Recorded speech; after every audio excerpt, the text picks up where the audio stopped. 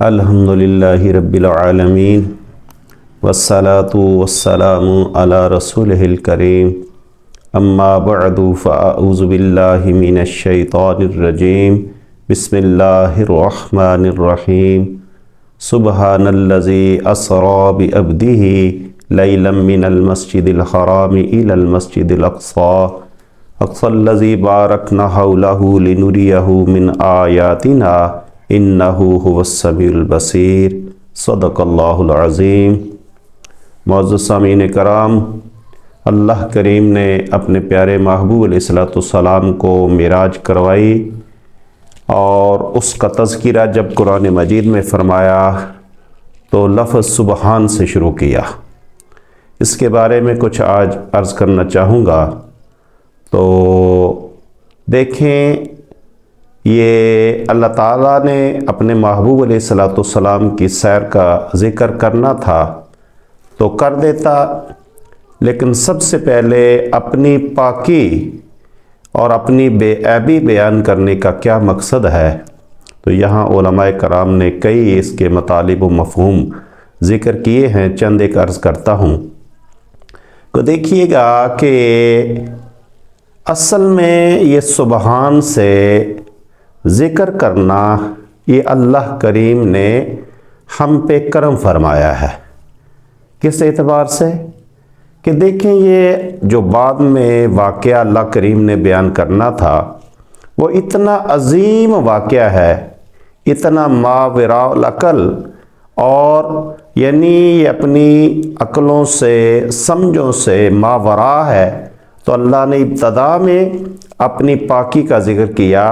تاکہ ماننے والوں کے لیے آسانی ہو جائے، یعنی ماننے میں کوئی مشکل یا دقت پیش نہ آئے، اس لیے اپنی بے عیبی ابتدا میں عرض کیا تاکہ سننے والا جب مجھے بے عیب مانے گا تو واقعہ کو ماننے میں اس کو کوئی مشکل پیش نہیں آئے گی۔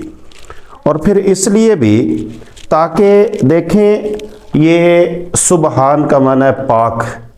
پاک ہونا،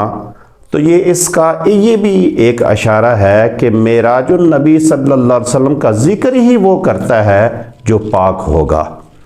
اور دیکھیں، یہ سب سے پہلے سبحان کا ذکر کیا،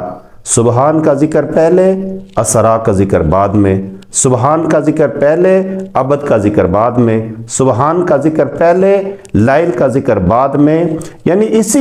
سے یہ ثابت ہوتا ہے کہ سب سے پہلے بندہ خود پاک ہوگا تو معراج النبی صلی اللہ علیہ وسلم کا وہ ذکر کر سکے گا، وہ بیان کر سکے گا۔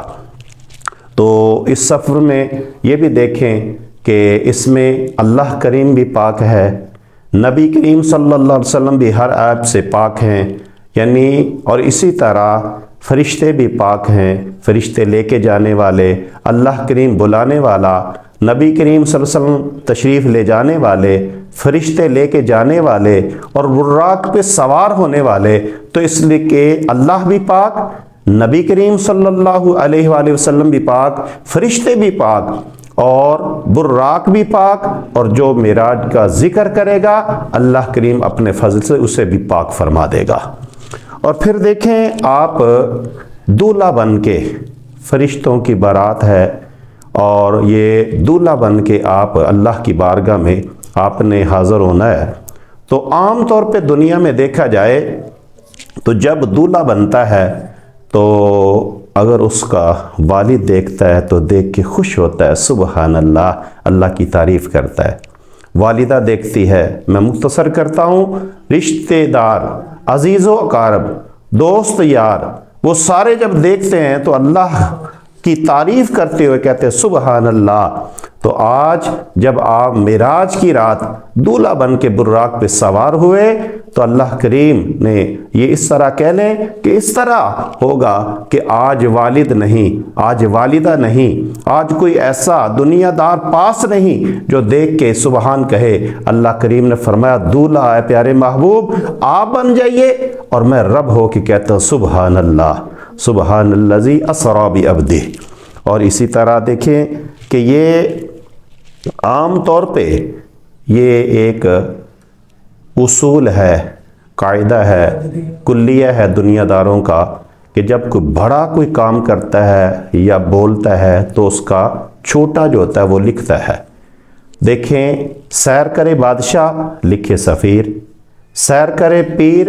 لکھے اس کا مرید، سیر کرے استاد لکھے شاگرد، لیکن یہاں اللہ تعالیٰ نے فرمایا پیارے محبوب آپ میرے محبوب ہیں، آپ سیر کرتے جائیں، میں رب ہو کے قرآن بناتا چلا جاتا ہوں۔ اس لیے سبحان کا ذکر۔ اور پھر دیکھیں عام طور پہ ہم نے چھوٹے ہونے جب تھے تو ہمیں مولوی صاحب پڑھاتے تھے، بچوں کو پڑھاتے ہیں اول کلمہ طیب طیبین پاک، تو یہاں طیب کا ذکر نہیں سبحان کا ذکر ہے۔ تو علماء کرام نے فرمایا کہ طیب کا معنی صرف ہے نجاستوں سے پاک ہونا، کفر سے پاک ہونا، لیکن سبحان کا معنی ہے کہ ہر عیب اور ہر کمزوری سے پاک ہونا۔ تو اس لیے اللہ نے ابتدا میں اپنی بے عیبی، اپنی جو کسی قسم کی جو کمزوری سے وہ پاک ہے، اللہ نے اتنا بڑا عظیم اپنے محبوب علیہ السلام کو معجزہ عطا فرمایا، تو ابتدا میں اپنی بے عیبی، اپنی کمزوری سے پاک ہونا، ہر عیب سے پاک ہونے کا ذکر فرمایا